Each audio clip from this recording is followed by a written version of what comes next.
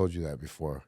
But he would also take me to a public pool and he would tell me, jump. There was a couple of times I remember that I was so scared I peed on myself. But I would muster all the all the guts I could and I would jump even though I knew he wasn't gonna catch me. He was gonna let me drown. He was gonna do the same old thing he always did. And at the age of 4, all the way up to 9, like I had to learn to just jump. And I think that's one of the biggest things that made me the way that I am because sometimes I'll make decisions without thinking. Mhm. I'll jump. I'll start shooting first and ask questions later. It's like it's one of the biggest reasons why I turned out to be the way I am now Yeah. today. Um, I could say that was a realization I made. Like the most violent, toughest people that I've ever met run on fear, right? yeah, And they might have overcome. They're not afraid to die. They're not afraid of physical harm. But then their fear morphs into I'm afraid of not being parte. yeah, I'm afraid of these cats even thinking for a second that I have the slightest bit of weakness. I'm afraid of not being viewed in a certain way. But fear is always that underlining like cause and motivation for violent yeah. individuals. I hear dudes all the time, man, and I hear them like, "Oh, I wasn't afraid," and blah blah blah, and I'm like, man, the whole time I did time, man, I was terrified, man. I was terrified. I didn't know what to expect on a yard. You guys know this. When you get to a new yard, you have to sit there and kind of like feel it out for a couple months to see what's going on. You don't just get there and it's like happy picnic again. Like you have to figure it out. And I was scared, man. I was scared every place I went to because you don't know what to expect. You know, one of the biggest things that I think fear has done for me is that it's made me walk through doors that I wouldn't have walked through. You know, when I got beat up really bad at Florence, and then they locked me back in the room up with them. It's like I could have said, "No, don't lock me in there," but how am I gonna look if I did that? You know what I mean? And I was like, Hmm. I walked back in there. Fear. Fear of being looked at like a bee. Fear of being looked at as soft. Even that kind of fear. You know. What do you think, Jeremy? Uh, Cortical arousal has saved my life. It's also, and I think mastering the internal dialogue that we have of fear of, like for me, of dying alone in prison with no one to care for me, catapulted, my ability to change. Right. It was funny because like I could sit here, like you said, I wasn't afraid to fight anybody, but that is fear generated. And, but I was also afraid to live. I was afraid to, you know, learn how to use a cell phone when I got out. I was afraid to integrate myself into society. But that vulnerability and that cortical arousal of being aware of my surroundings at all times um, has helped me to navigate my intuition, my safety, and my desire to provide a good environment for others to feel safe. Um, How much time did you do? I on this last one, I did 10 and a quarter on 12. And, within my first couple months of being there, I was under a 2A investigation for murder. Um, as a result of a fear driven environment, I was able to, have that moment of clarity. With still 9.5 years to go, I wanted to be a part of a solution and I wanted to be a part of change. And I learned how to, like you said before, being somebody who's program oriented and part of the solution of wanting to influence positive change. I had that overwhelming fear of what other people would think of me as a result. But I learned how to tap into it and chase it and remain consistent as somebody who is navigating recovery lifestyle while incarcerated, which led to me teaching classes and helping my incarcerated community long before DOC even recognized that, they should probably start opening the doors for us because only we can help each other. And what's crazy is I remember when I first met you at the Second Chance program when I first went, and you were like, "Oh man, I still got some time to go, man." and it's like now you're out. It's like Yeah. time keeps on going, and that's what I think a lot of the guys in there don't realize is that like even some of the guys like you'll see them wait till they get almost close to the door to start programming, and it's like, dude, you need to start getting ready as soon as you walk in through that door. I mean, I wish that would be my advice for someone now. You know what I mean? I wish I would have done it because I gangbanged for 15 years. I didn't do nothing. I'm not going to sit here and lie. I waited till the last minute, you know? Yeah, and that's the thing, right? I believe that mentally preparing, when I had that moment of clarity and that change of heart and that change of mind, a psychic change of how I was perceiving how I was going to do my time, although not recognizing and still saying that, oh, I got time left, I was still able to tap into that power of consistent surrender that prepared me, like, as much as I don't want to say it, but like I gave that power up through surrender, that God was preparing me for my release each and every single day. So let me ask you this and be honest. Be honest.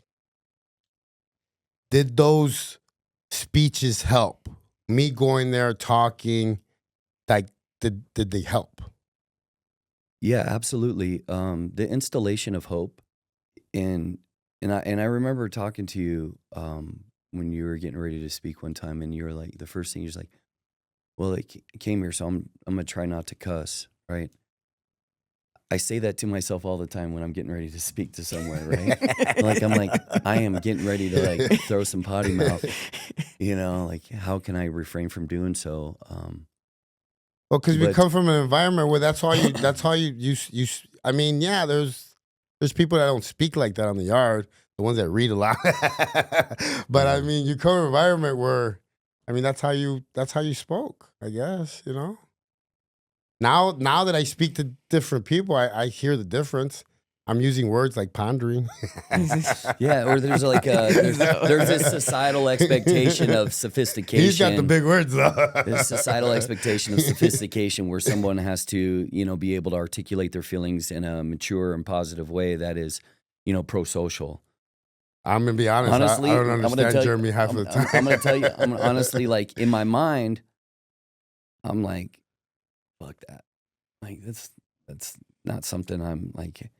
So literally, like that was a part of my reintegration because I went to this friends and family Thanksgiving where individuals were all there and having, a party in celebration of Thanksgiving and friendship. And my intuition and my criminal mindset, like, picked the dude out real quick. He was going back and forth to the bathroom all night. And I was like, man, that dude's, snorting cocaine. And, He's doing passes back yeah, there. passes. And so, like, he walked up to me when we were getting ready to eat. And he's like, hey, man, can I get you a beer?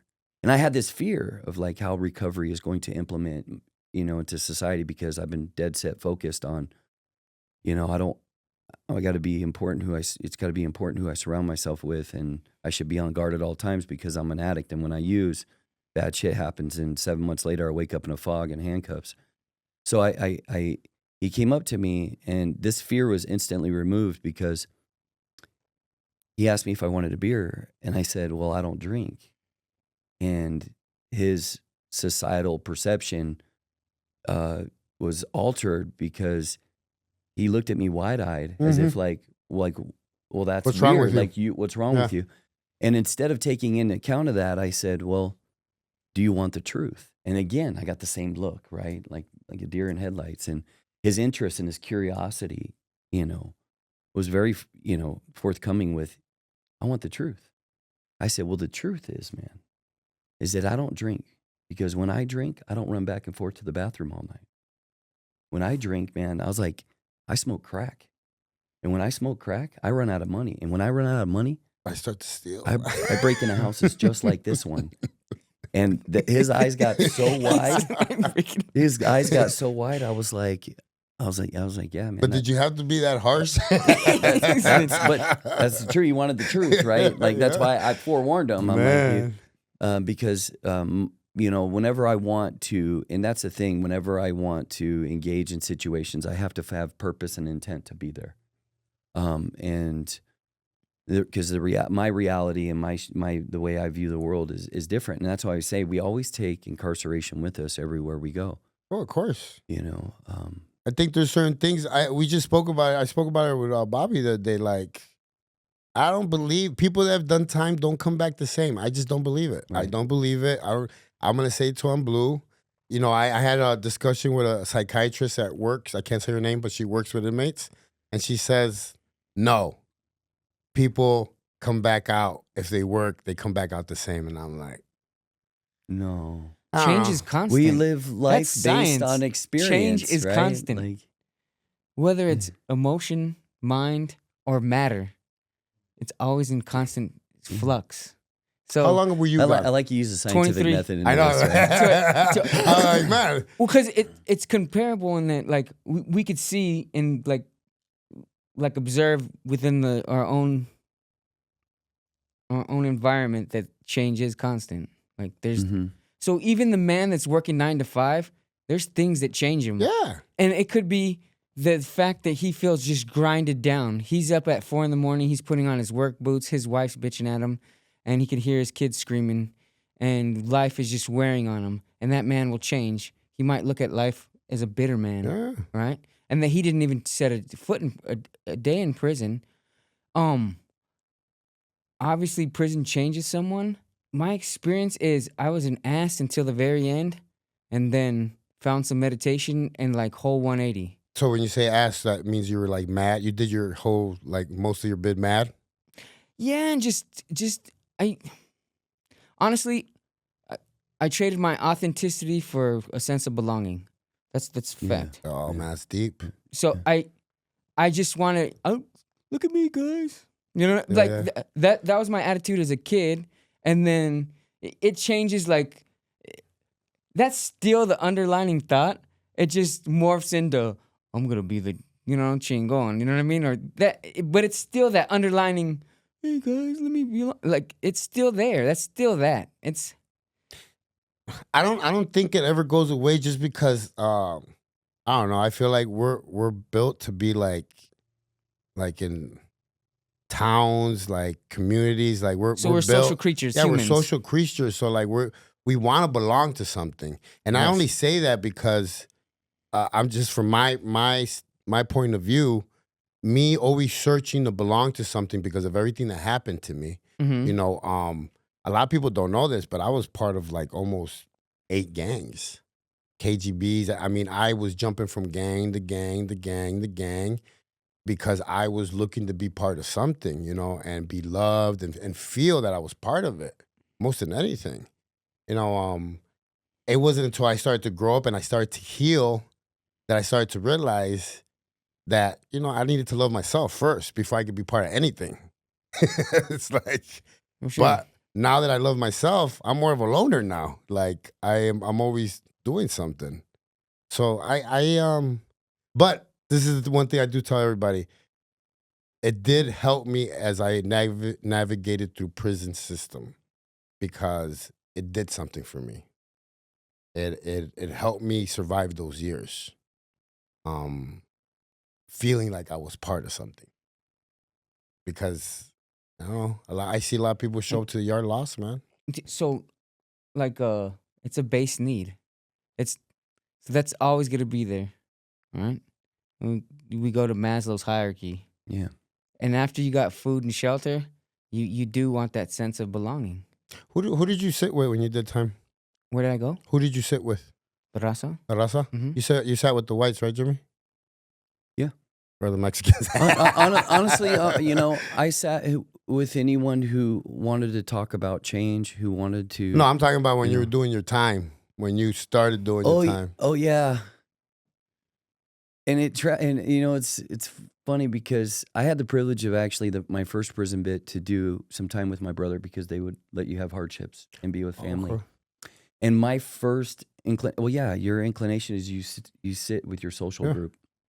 And the separation of the Arizona prison system has been a long history of separation. Racial Yeah, segregation. that's Yeah. why. That's the only reason why I ask. And so, like, I remember, it was a funny story. My brother and I were sitting at this table. Nobody was sitting at it but my brother and I, but all the rest of the white boys were sitting elsewhere. And these skinheads walked up and they said to my brother, like, hey, this is our table, this and that. And my brother stood up and looked at him and goes, you have a table because we let you have a table. And I was like, oh, that was pretty cool. I was like, I didn't know, like, I didn't understand like how it worked or operated. Yeah. And I was able to stay close to my family. So it was easier for me to learn and navigate the system for a good year. And it was at that moment, I was like, that's it. Like, I don't need anybody telling me nothing. As long as I'm doing the right thing at all times, I don't have nothing to worry about. And my brother and I weren't raised that way to have separation. I grew up,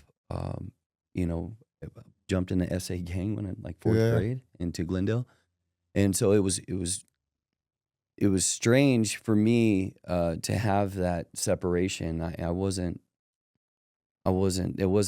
was never in my heart.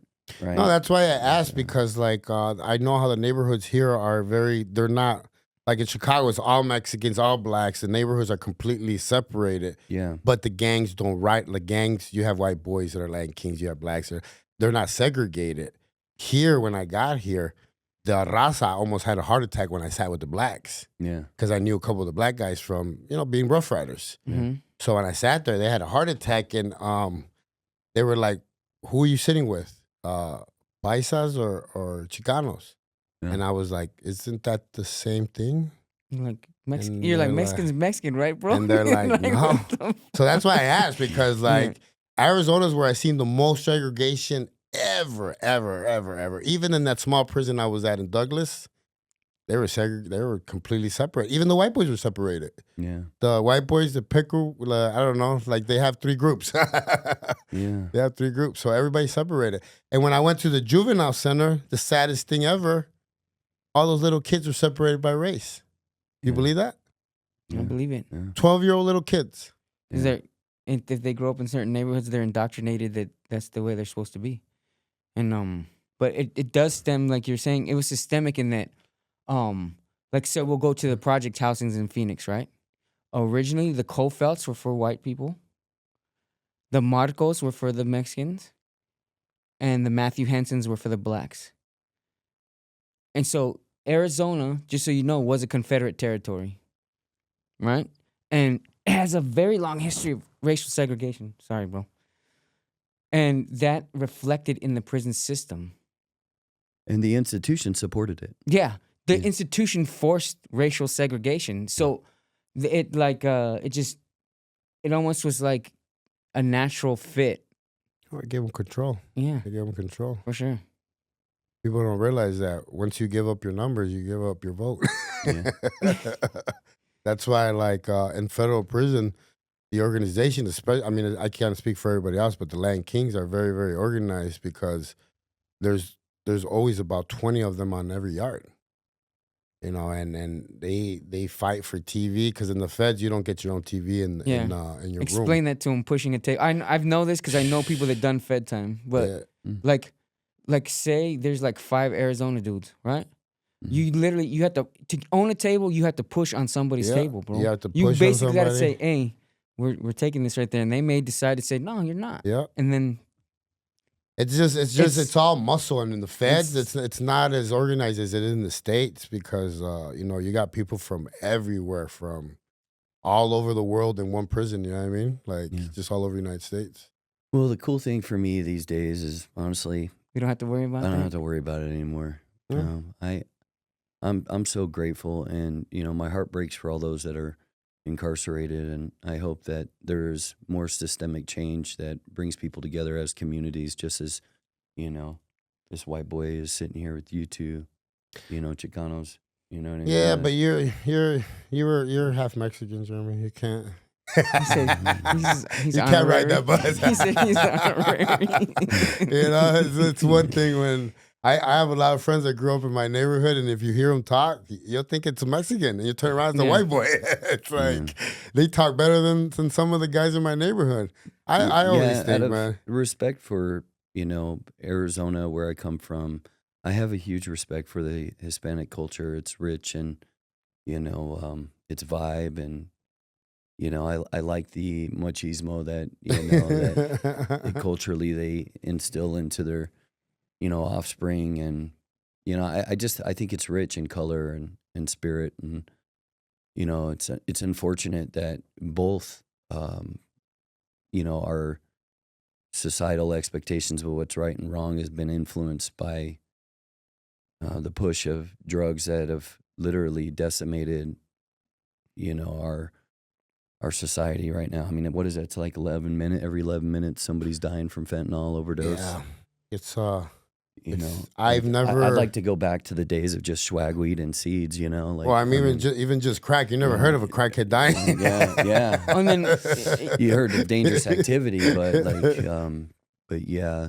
it's. I'm trying to remember what's the statistic. 30% will die. Yeah. Well, 30% that start smoking fentanyl will die. Yeah. I told someone yesterday, I get up every day at 2:45 in the morning. I'm on the road by 3 in the morning. I've never seen so many people up at night now like I do now, walking around the streets. Yeah. Well, it's nice outside. It's When nice. and it's nice outside. Yeah. I mean, it doesn't But really stop. they're you. literally walking around like all night. Before it would be like, but it's the fentanyl. Like it's it's one of those things. I mean, so I guess what it is that what can we do as a community, coinciding with even law enforcement, right, to help promote community safety, so that way our children can thrive in these communities. And like, we can talk about diversion programs. Yeah, they're great, but I think it's the follow through. It's maintaining that consistency, that once you make an impact, not to back off, keep rising up, keep going, Touching on that, like, I think just from reflecting back on my own thing, because there was a point when I was in Adobe Mountain, one of the staff was looking into me going into the Army right after. Yeah. Right? And like a huge thing with the teenage mind is once they make a decision, like you said, you keep on it and you see them through it, Yeah. or they'll divert. I think what you guys are doing is very important. Like you said, you can't send a student to help us because a student hasn't been through what we've been through, or hasn't experienced what we experienced, or hasn't felt what we felt. I think people connect more when you speak. I think people connect more when you visit. They see you, what you're doing. You give them hope. Because honestly, a lot of us that haven't seen that, like me, I had never seen that. Like, I was just coming out with a dream of being a good trainer, the best trainers that was in my head. And that was it. I never seen somebody successful or seen I had to kind of figure it out. But I never gave up. I just kept showing up. I was like that Home Depot worker, not knowing what to expect, but I would show up every day, not knowing if I was going to make it back, but I showed up every day. Yeah. And I think this is why I wanted to get you guys on here and use my platform for this. Like, to inform people what needs to be done. Yeah. I at the end of the day, I'm a product of vulnerability. I understand who I am in the dark, and I understand also how much light it takes for me to grow. Right. And the PTSD, the traumatic situations or high risk situations that I continue to push myself through, generates that level of anxiety. And, like, I just recently related myself to a fainting goat, right? Fall right over, because I'm not quick to recognize how that vulnerability can make me freeze up sometimes. But I'm also like, once it's done, I can recognize how much I need to grow from it and push through it. And we talk about this a lot. Mm-hmm. I think, especially when, as someone like myself who's now navigating, post-secondary education, higher learning, recovery, and being a husband, like I don't even, like I'm just moving through life, and she has to remind me like of what it means to have connection and be a product of connection. Dude, this has been the hardest hood I've been in, adulthood. Yeah. My hood was way easier. Yeah. Yeah. It was easier when I didn't care. Being a product of caring too much now, is where I've come to be, and that's how I've been able to elevate, is to continue to care for more of others and be of service. I went to a yard just yesterday, and the response was phenomenal. They were like, "Hey, man," and I told him about it too. I said, "I need to get you out there," because their response was, "Nobody ever comes out here." Yep. And it was a chapel full of guys. It's that's why we do what we do. Passion and persistence. And just like George always says, if I use 30% of how I engaged in my criminal lifestyle and I apply it to my work ethic, we're flying right past people. Yep. Flying right past people. And you utilize that to catapult your career, which I've always admired, Julio. Man's got grind, huh? Yeah, that year and a half that you spent being a personal trainer, coming to the prison, and saying, "This is what I do. I'm training people. I'm in the Biltmore. I don't fit in, and it's okay." At the end of the day, At the end of the day, I'm fueling my experience, strength, and hope to impact my community to such a degree, and I'm not stopping. And that is a lesson that you taught all of us, that, we got 4 years left, but work on yourself, continue to grow, and continue to do what you need to do. I love what prison taught me, man. I don't know. I hear a lot of people say, "Oh, prison took from me." Oh, Prison boo-hoo. saved my life, Yeah, man. saved my life. Because I Saved was a little my- animal. You seen how I make my bed? I make my bed like that every day, and Yeah. that's something I learned in federal prison. Yeah. They would check our beds to see if they would even measure it with the ruler to see if it was 6 inches on the fold. And I did that in the boot camp program I was in, the gang program. Like, brush my teeth, like hygiene, all basic stuff that I wasn't taught at home because Yeah. my parents weren't there. You know what I mean? So like, I learned all this stuff in the last year that I got sent to that minimum security prison. I learned about LLCs. I learned about nonprofits, and I came out swinging. You know what I mean? Because like, I was like, I don't have Plan B no more. I'm this is Yeah. it. Yeah. Yep. Yep. I don't have Plan B anymore. I just want to live. Yeah. And I think the important thing that you're talking about, and that we always share, is when we're engaging in with vulnerable adults, it's helping them, meeting them where they're at, and helping them with those transferable skills, Mm. right? Those transferable skills. Understanding that going to different drug dealers to find something is called networking. It's like you can do the same thing out Yeah. here. And the power of networking too, while incarcerated, like I understand what cop is going to open the door for me so I can help my incarcerated community learn something new that I've been studying in this book for the last 3 weeks that I have built up, to want to share. Mm-hmm. Like this dude, like, man, I couldn't be more proud of him. He had an incredible week, which deserves to be openly shared, about your journey through post-secondary education and how meditation has helped you be that guide as you navigate becoming what I would consider a doctor. Because how long have Yeah. you been out, Enzo? 3 years. 3 years. Mhm. Man, you hit the ground running. Like, speaking of transferable skills, right? Like when you do the shoe time, because you learn like that self discipline. I was that guy that was reading all the books, and I was teaching myself NLP, and I was teaching myself mnemonic techniques so that I didn't have to write down nothing. It started as I want to be the best criminal I possibly can be, or I weaponized my mind like type. Yeah. But when the change came, it having that self-discipline, it allowed me to be able to do courses online. Because if you do courses online, there's no one saying, hey, make sure you get to this lecture, or make sure you read this. Mm-hmm. It's on you. Yeah. Transformative power of education. That's something we always say. I took English 101 and English 102 in Browning. They told us they would not proctor for us, so I stopped.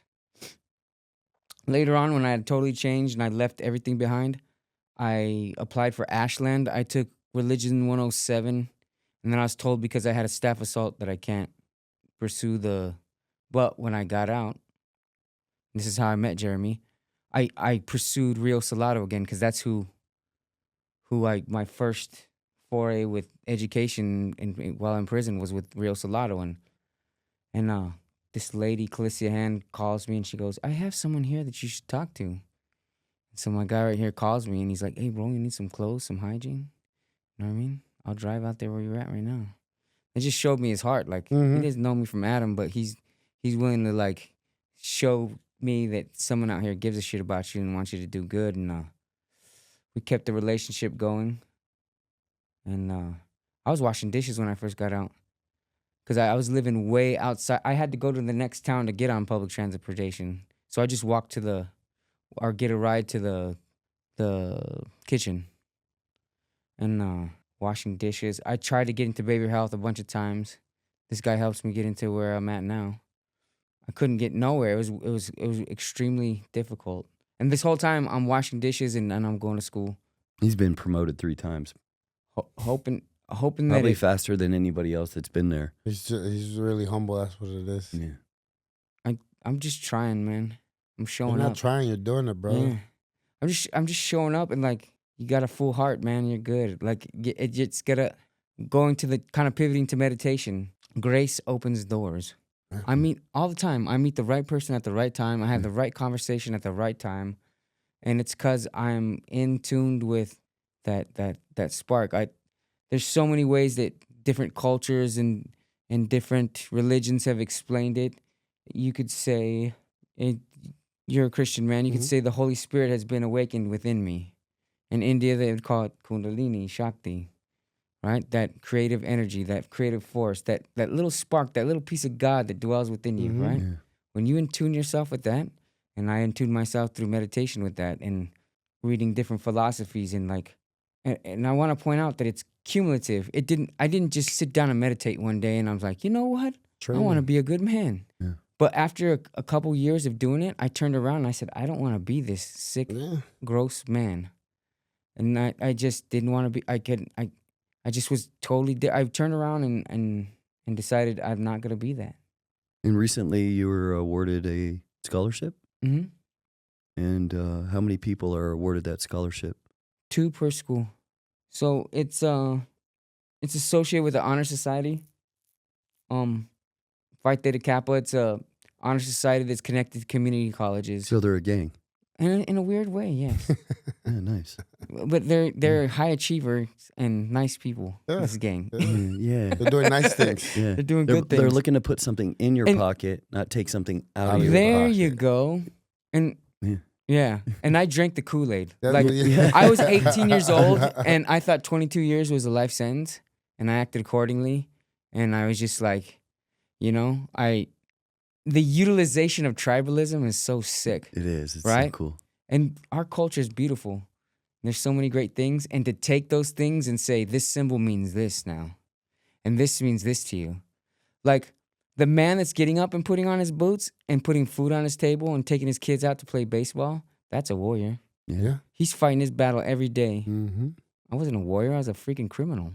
Yeah. There's a big difference. Big you know difference. what I mean? Huge. Huge.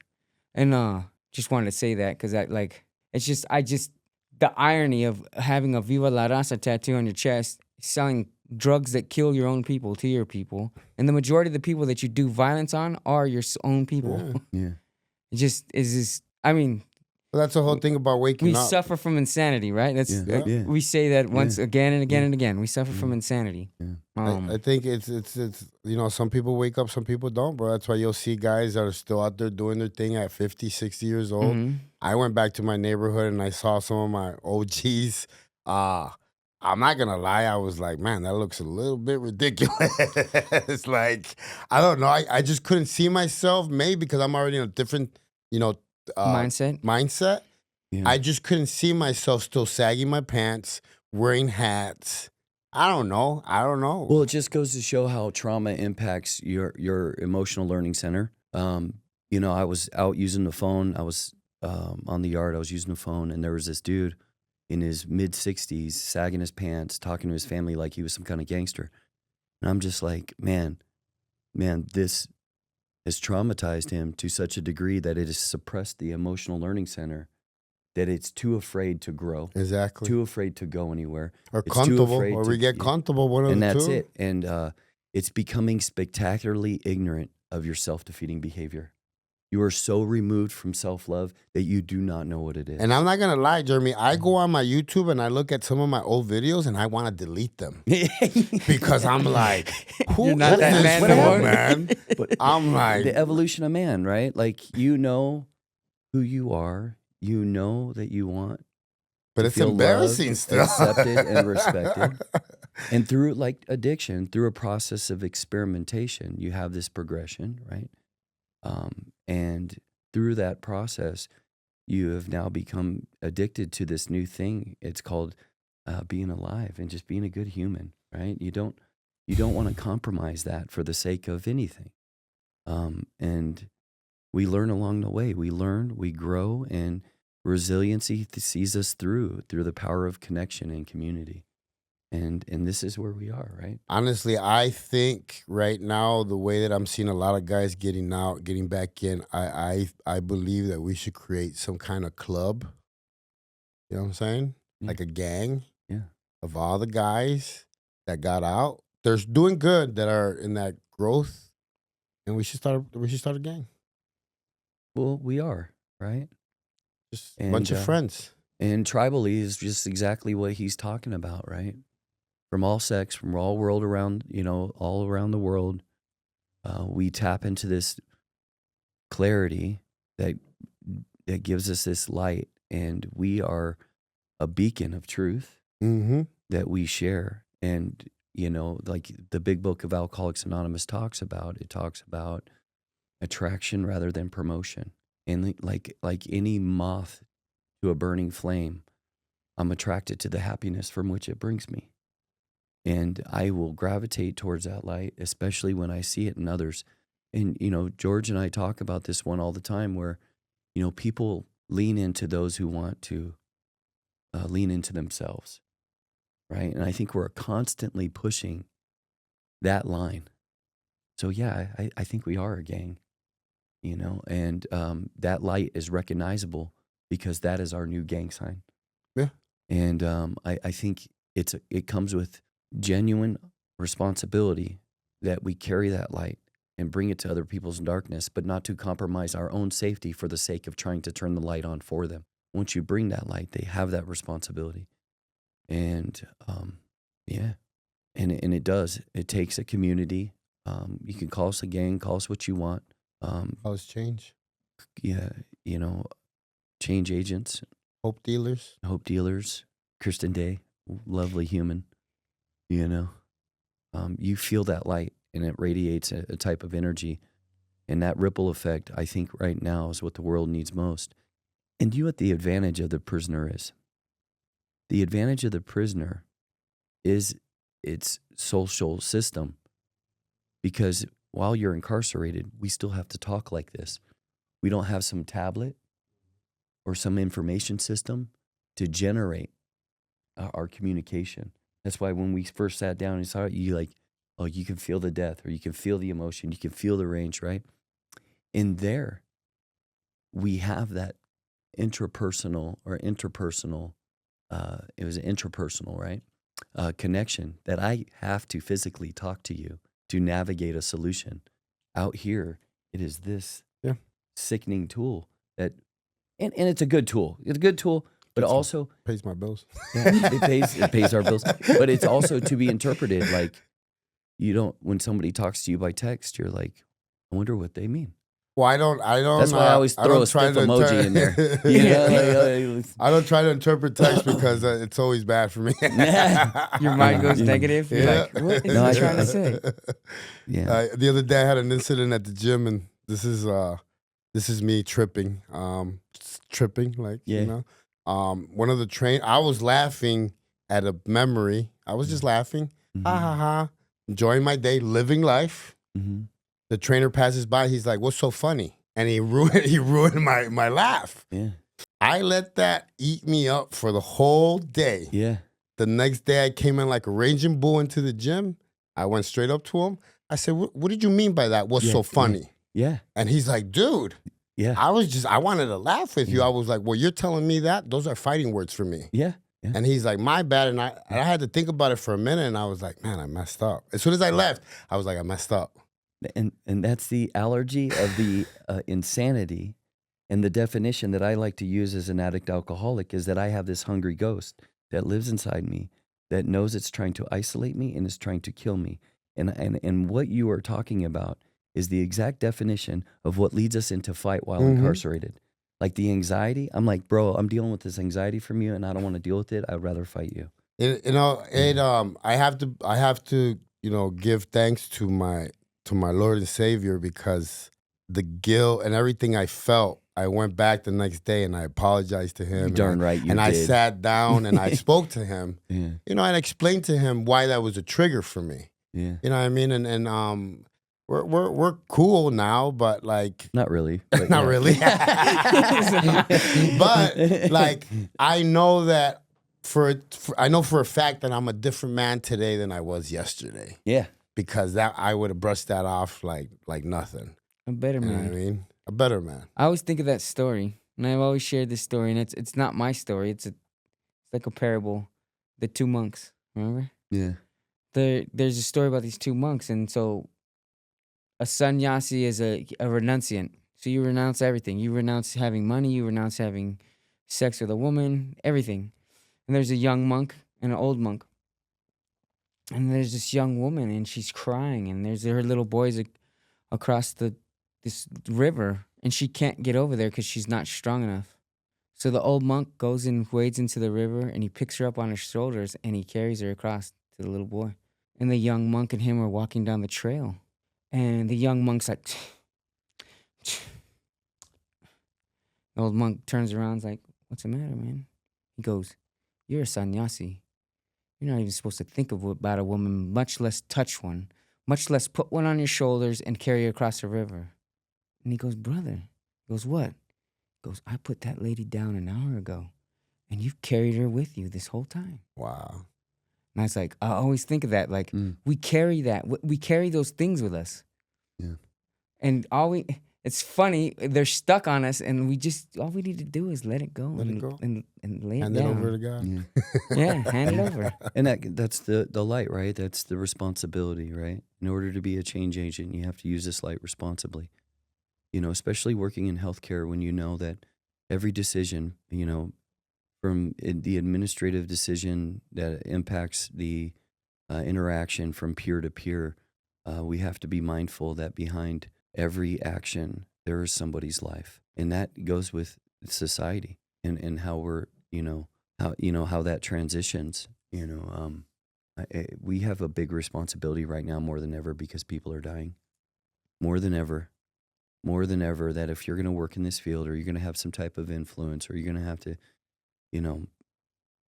people are dying. And that can't be unnoticed. It can't go unnoticed. It can't be pushed to the side, as... And that comes with a sense of urgency. There should be a sense of urgency when we're dealing with death. A sense of urgency in every human right now. How much that darkness is actually consuming. You guys want to tell people where to find you guys? Social media platforms. If they're looking for any help, pretty much where to find you. I don't have Instagram. I don't have Twitter.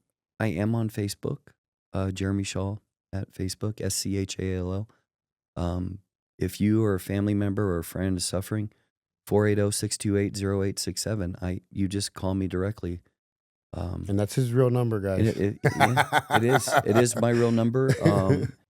Sometimes I get these calls where I don't answer them. So shoot me a text if it's an emergency. If you're a scammer, I'm hip, bro. Like, but nonetheless, yeah, man, I'm always here. I'm always here. I work at sanctuary recovery centers.